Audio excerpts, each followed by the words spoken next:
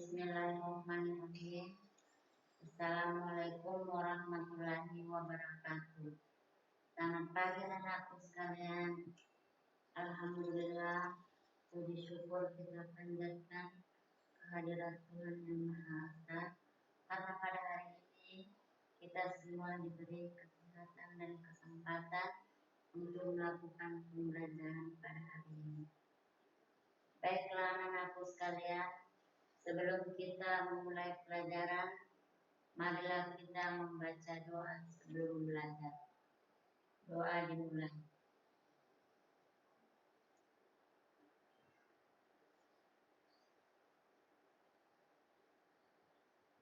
Selesai. Adapun materi yang akan saya sampaikan pada hari ini yaitu teks fantasi. KD 3.4 mengenal struktur dan kebahasaan teks narasi atau cerita fantasi yang dibaca dan didengar. Tujuan pembelajaran: setelah mengikuti pembelajaran, siswa dapat menjelaskan ciri umum cerita fantasi sebagai salah satu jenis teks narasi.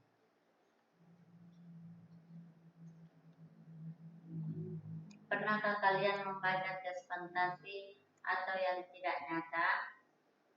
Misalnya kisah Cinderella atau kisah Gatot Kaca, atau kisah Roro Jombran dan Bandung Bondowoso.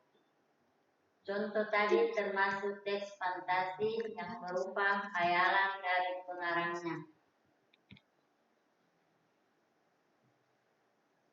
Teks cerita fantasi adalah bahan tertulis yang berbentuk karangan atau tulisan untuk menuturkan, menggambarkan atau membayangkan berbagai perbuatan, pengalaman, dan kejadian berupa angan-angan, khayalan, imajinasi atau rekaan belaka.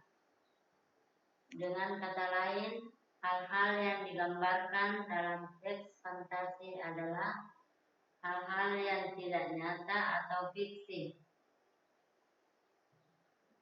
Ciri-ciri umum cerita fantasi sebagai salah satu jenis teks narasi.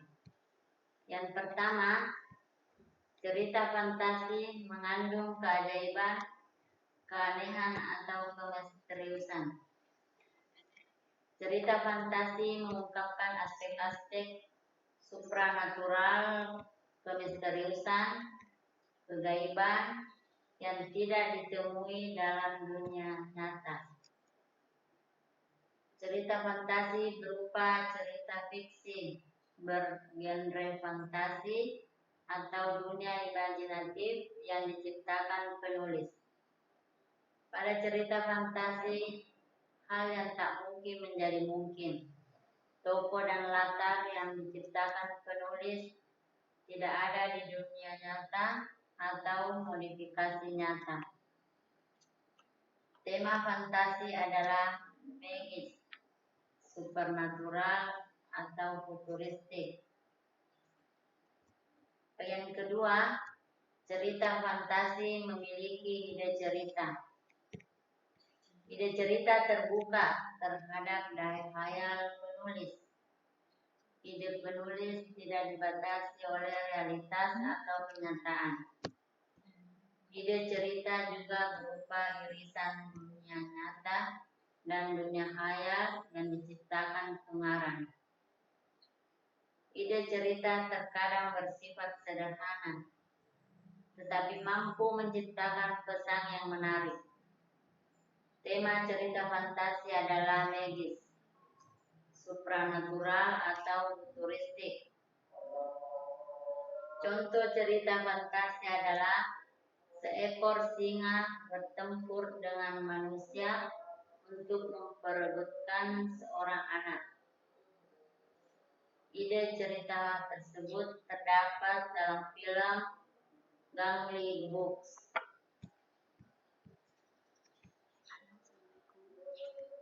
Yang ketiga, cerita fantasi menggunakan latar lintas ruang dan waktu. Peristiwa yang dialami tokoh terjadi pada dua latar yang ada dalam kehidupan sehari-hari dan latar yang tidak ada dalam kehidupan sehari-hari. Alur dan latar cerita fantasi memiliki kekhasan. Rangkaian peristiwa cerita fantasi menggunakan berbagai latar yang menerobos dimensi ruang dan waktu. Jalinan peristiwa pada cerita fantasi berpindah-pindah dari berbagai latar yang melintasi ruang dan waktu. Yang keempat, tokoh dalam cerita fantasi unik atau memiliki kesaktian. Tokoh dalam cerita fantasi biasanya unik dan tidak ada dalam kehidupan sehari-hari. Tokoh cerita memiliki kesaktian tertentu. Tokoh mengalami peristiwa misterius yang terjadi pada kehidupan sehari-hari. Tokoh mengalami kejadian dalam berbagai ruang dan waktu.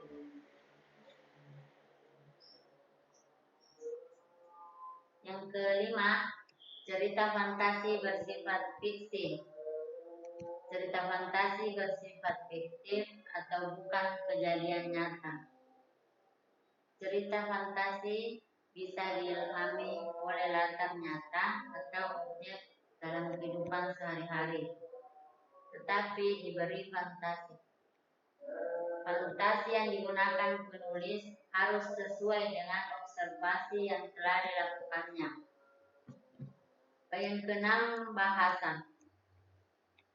Penggunaan sinonim dengan emosi yang kuat dan variasi kata cukup menonjol.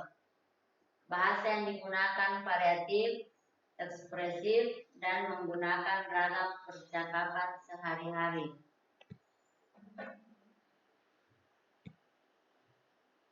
Jadi kesimpulan untuk hari ini, dari ciri-ciri umum cerita fantasi sebagai salah satu jenis narasi ada 6-nya. Yang pertama, cerita fantasi mengandung keajaiban, keanehan, dan kemisteriusan. Yang kedua, cerita fantasi memiliki ide cerita. Yang ketiga, cerita fantasi menggunakan latar lintas ruang dan waktu. Yang bagian keempat, tokoh dalam cerita fantasi unik atau memiliki kesaktian. Yang kelima, cerita fantasi bersifat fiksi.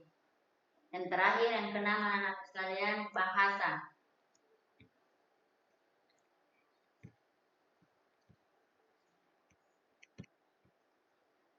Bagaimana anak-anak sekalian? Untuk hari ini sampai di sini pelajaran untuk Ibu. Jadi untuk tugas untuk hari ini, untuk anak sekalian, carilah di internet contoh teks fantasi yang mengandung 6 ciri-ciri teks fantasi.